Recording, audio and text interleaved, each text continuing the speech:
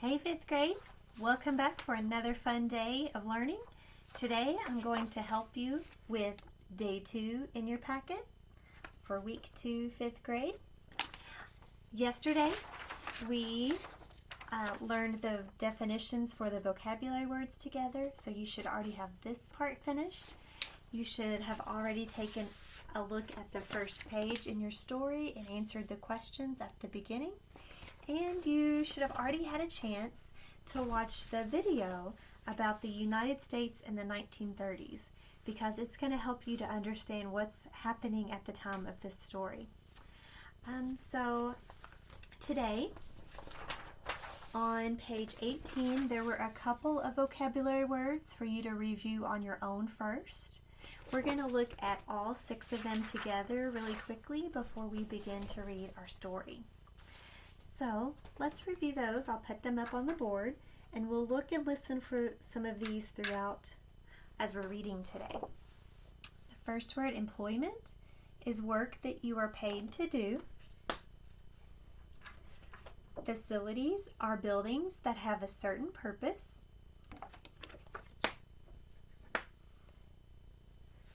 Depicted means showed in a picture.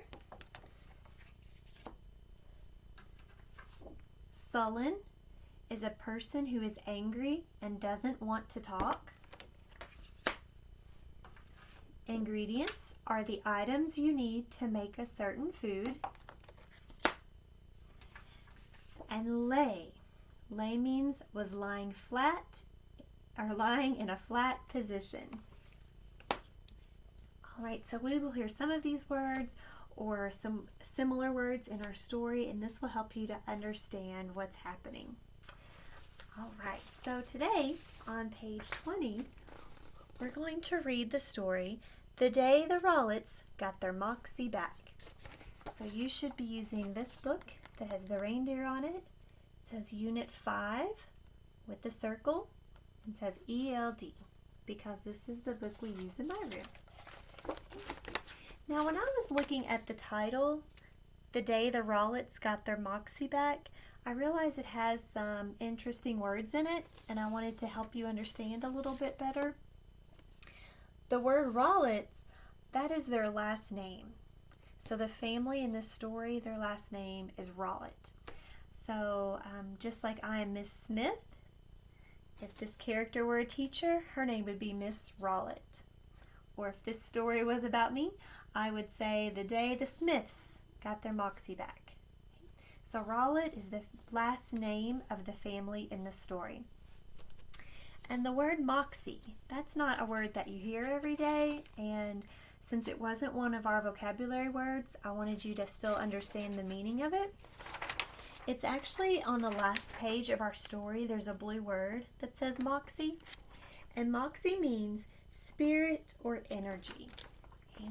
So if you're getting your Moxie back, that means just all of your energy and your happy spirit and being excited, that energy inside of you was all gone. So hopefully this will be a good story, because they're going to get their Moxie back. They're going to get their energy and their fun spirit back. First we need to see, how did they lose it? So before we read this story, I wanted to tell you that it is a historical fiction story. We know fiction means it's fake. Someone did make this up. But historical fiction means even though the characters or the events that happened to them in the story were made up by the author, it happened in a real time that really happened in our past. So just like you watched the video of the 1930s in the United States, this story happens during that time.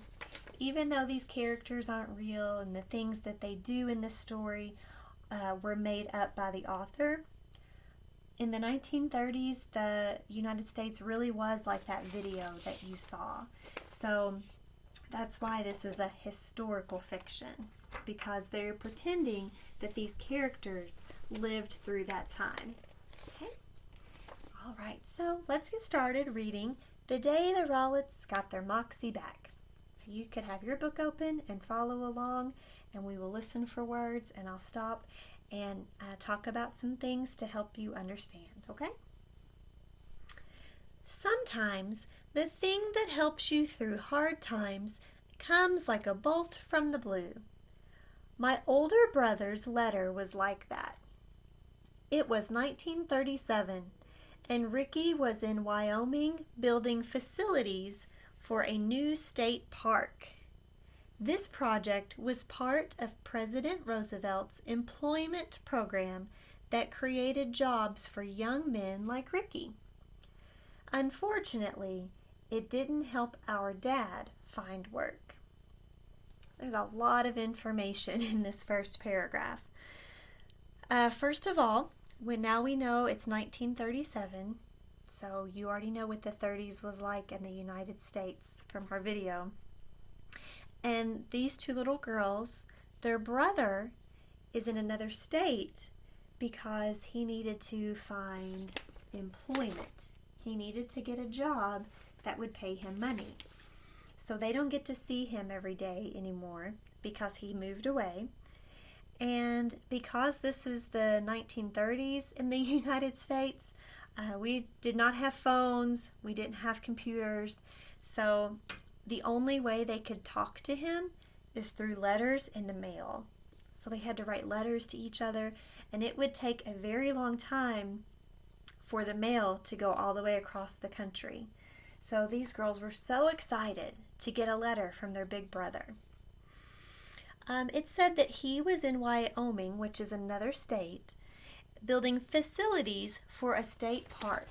So her brother is helping to build some of the buildings for one of the state parks in Wyoming. So now people can visit that because their brother helped to build the buildings there. And the sad part for this is a lot of the younger men who were strong and healthy could get those jobs because they needed people to be able to lift heavy things, of course, and work a long time when you're building these facilities. But it said that the girl's dad hasn't been able to find a job. And if you don't have a job or employment to give you money, then your family doesn't have money to buy things they need, like a home and food and clothes. So that happened to a lot of families in the 1930s. So it was kind of a sad time. And so to me, I feel like that is a clue of how they lost their moxie. They lost their energy and their happy spirit because life around them is just kind of sad right now. They don't have a lot of money to get a lot of the things they want or need. I imagined Ricky turning trees into lumber with mountains, blue sky, and evergreen trees all around him. It almost made me want to become a lumberjack. That blue word lumberjack means a person who cuts trees to make wood and lumber. So that's a clue. Now we know that their brother, that's his part of the job for making the facilities. His part is to cut down trees and turn it into wooden boards so that they can build the buildings. While my older sister Ruth and I read Ricky's letter, Dad sat silently in his chair. Surely, Ricky was in a talent show and he wore a grass skirt and did a hula dance while playing the ukulele, Ruth exclaimed with delight. I bet he was the cat's pajamas. So Ricky sent some pictures with his letter, and they were just funny pictures of him doing a dance like they do in Hawaii, and it was making the girls laugh. When she said, I bet he was the cat's pajamas, that doesn't really mean a cat is wearing clothes that it sleeps in. That's an expression people use for saying, I bet he was the best. So let's have our own talent show, I replied. Mom called from the kitchen. I'll sew some grass skirts. Now come set the table for dinner. So the girls are getting a good idea from their brother. They think, well, he's out there having a good time. Let's do something fun and try to cheer ourselves up around here. Dad stayed in his chair. Mom asked with sympathy, "Any jobs in the paper?" Dad shook his head no. He had worked in the theater as an artist, but jobs like his were now gone. So it was really a hard time to find a good job in the 1930s, and their dad was an artist, and so they needed people who were really strong to cut trees and build buildings and make roads and things like that. And so at the time, there just wasn't a lot of jobs for people who were artists. And so they were all kind of feeling sorry for their dad because he really wanted to have a job. Mom served a baked loaf of beets. "It's beet loaf, the meatless meatloaf," she said as she served up slices. So that blue word, meatless, means without meat. If you ever see a word that has less at the end, L-E-S-S, that means without. So meatless means without meat. So this was a recipe or a food that you would have used meat as one of the ingredients. But since they don't have a lot of money, people then, they couldn't buy meat because it costs more money. So they had to be creative and use different ingredients to make some of their favorite foods. Ruth fidgeted in her seat, excited about the talent show. Though I was calm on the outside, inside I was excited too. So the whole time they're eating, these girls are just thinking about having their own talent show in their home. Over the next week, Ruth and I practiced our Hawaiian dance. On Saturday, Dad decided to grin and bear it and grab some hot coffee at the local soup kitchen. He hoped to hear about available jobs there. Ruth and I begged to go along because the kitchen served donuts and hot chocolate on weekends, and Dad agreed. So, a soup kitchen, we still have those in America today. It's a place where people, if you don't have a job or a lot of money, you can go and they will give you food for free. Sometimes there's hot meals, sometimes drinks like hot chocolate or coffee. So it's not always soup, it could just be any kind of food. And the dad, he didn't really want to go, but he went just because he wanted to see if anybody knew of a job that he could have. But the girls really wanted to go because they had donuts and hot chocolate. Wouldn't you want to go for that? Sounds good to me. Everyone in line was dressed for the cold weather. Many people wore 2 or 3 layers of clothing. Dad and the other men bowed their heads as if in shame. So I can inference a lot from this paragraph. If everyone is wearing 2 or 3 layers of clothes, that means they're wearing like 2 or 3 shirts or 2 shirts and a coat. They're trying to put on whatever clothes they have to stay warm. So that tells me this is probably winter. And it says, Dad and the other men bowed their heads as if in shame. So if you're not feeling well about something, or if you've done something and you're not very proud of it, you're not going to hold your head up high and be happy. You're going to bow your head down like this and kind of not look at anybody. And her dad was just feeling that way because he was really sad he didn't have a job. And that made him feel like he didn't have enough money to take care of his family.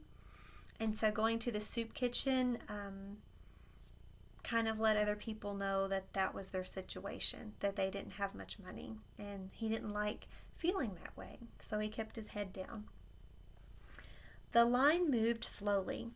Ruth was bored and she began practicing her dance steps, so I sang an upbeat tune to give her some music. Around us, people began to smile. Soon, folks clapped along. Ruth felt encouraged by the crowd, So she twirled and swayed like there was no tomorrow.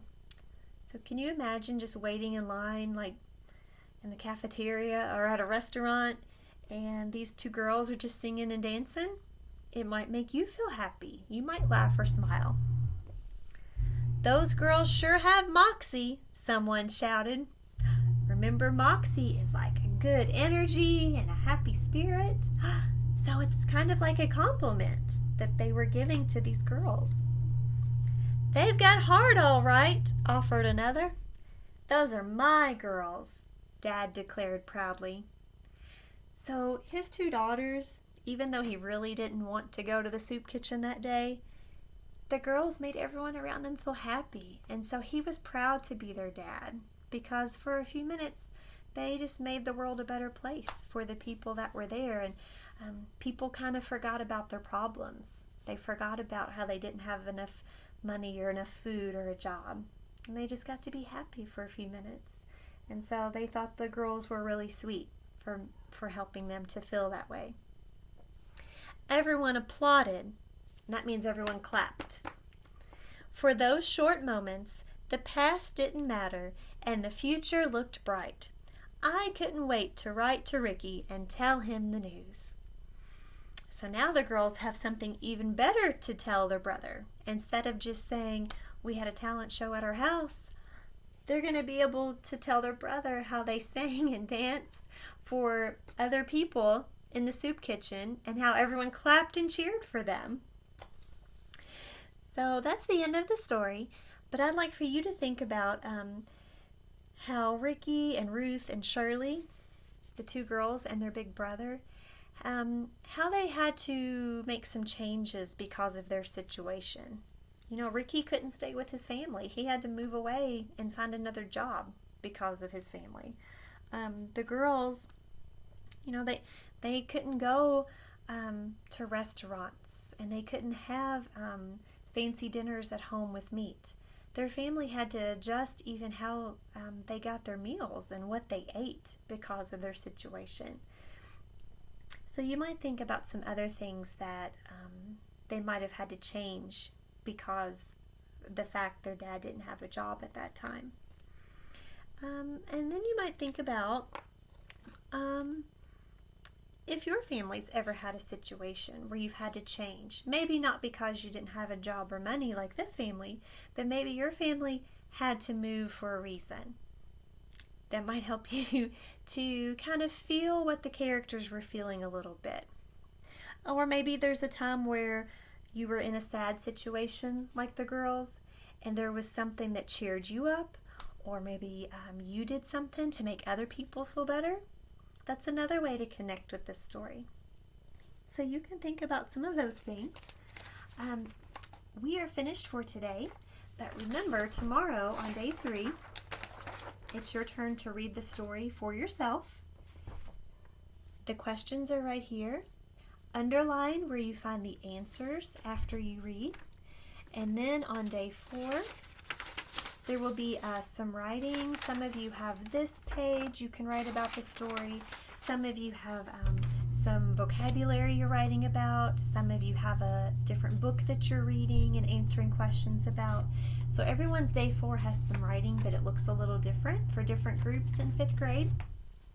But everybody has the same day 5. At the back of your packet, you'll see Virtual Field Trip 2. And so you can choose a different place to travel to this week. So remember, this is what the page looks like. Choose a different link. So maybe last week, if you went to Mars, maybe this week you're going to go to a farm. So you get to choose a different one. Write about what you saw, what you learned, things you liked. You can tell in your writing if you think it's a good place to go or not, or if you'd recommend it to someone. You can draw a picture on the back. Make sure that when you complete all of the activities each week, that your parents are signing their name beside each day. So day 1, day 2, day 3, day 4, day 5. When you have finished everything, have your parents take a picture of this page and email it to me, That way I know that you are finished. Also, have them take a picture of every page that you wrote on. So your vocabulary chart, any pages like this, or a vocabulary page that you write, or some of you have like a little quiz that you write on. Take a picture of whatever you do for day 4, and then also take a picture of your writing about the field trip in your picture. This helps me to see how well you're learning and if there's anything more I need to help you with.